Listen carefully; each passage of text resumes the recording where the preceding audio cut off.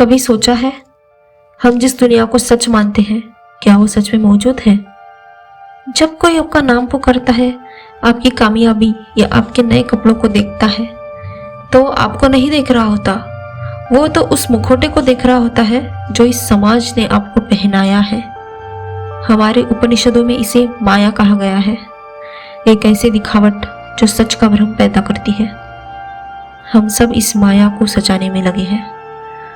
हम अपनी एक गाइड बुक तैयार करते हैं ताकि दुनिया उसे पढ़कर हमें सफल घोषित कर सके। लेकिन इस शोर के पीछे एक बिल्कुल शांत, गहरी और अनंत ऐसी रेफरेंस बुक लिखी जा रही है।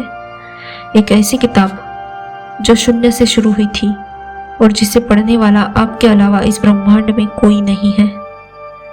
जब हम इस धरती पर आए तो हमारा अस्तित्व एक कोरा पन्ना था, एक ब्लैंक पेज।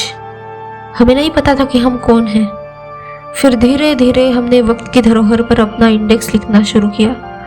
हमने रिश्ते बनाए, सपने देखे और इस डर में जीने लगे कि अगर हम कुछ नहीं बने तो हमारा अस्तित्व मिटा दिया जाएगा।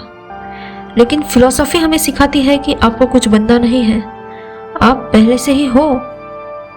जो वक्त गुजर रहा है वो आपकी किताब के पन्नों को पलट रहा है।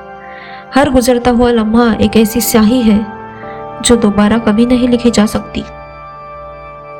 हर एक दुख, हर एक मुश्किल कोई सजा नहीं है, बल्कि आपकी आत्मा को तराशने का एक तरीका है।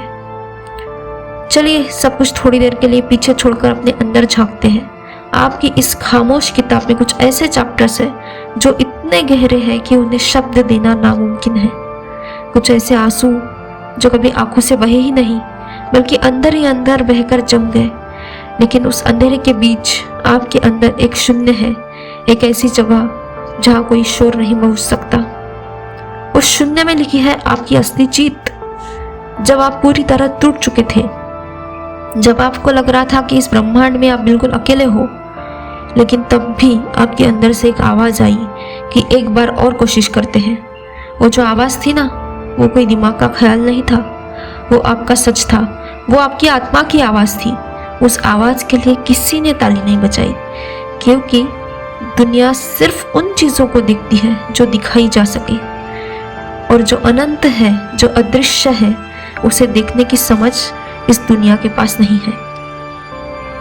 तो फिर क्यों हम अपनी इस अनमोल किताब को दूसरों के हिसाब से लिखने की कोशिश कर रहे हैं? क्यों हम उस समाज के आगे हाथ फैलाए खड़े हैं जो खुद अंधेरे में भटक रहा है? आपकी कहानी का हर एक पन्ना, चाहे वो दर्द से भरा हो या खुशी से, एक मास्टरपीस का हिस्सा है। इसे किसी के सामने बेचने की कोशिश मत कीजिए। इसे दुकान पर सजी हुई किसी सस्ती गाइड बुक मत बनने दीजिए। इसे एक दुर्लभ मैन्युस्क्रिप्ट की तरह रहने दीजिए, जिसे सिर्फ आप ही समझ सकते हैं। अपने इस सफर को पूरे होश के साथ जिए। डोंट वरी अगर कोई आपको समझ नहीं पाता, क्योंकि जिसे सब समझ जाए वो आम हो जाता है, और आप आम नहीं हैं। अगर आप इस वक्त अकेले बैठकर अपनी जिंदगी के इस चल रहे पन्ने को पढ़ें, तो इस पन्ने पर सबसे बड़ा सवाल क्या लिखा है मुझे बताना, या फिर बस अकेले में बैठकर उस सवाल को महसूस करना। चलिए खामोशी में मिलते हैं।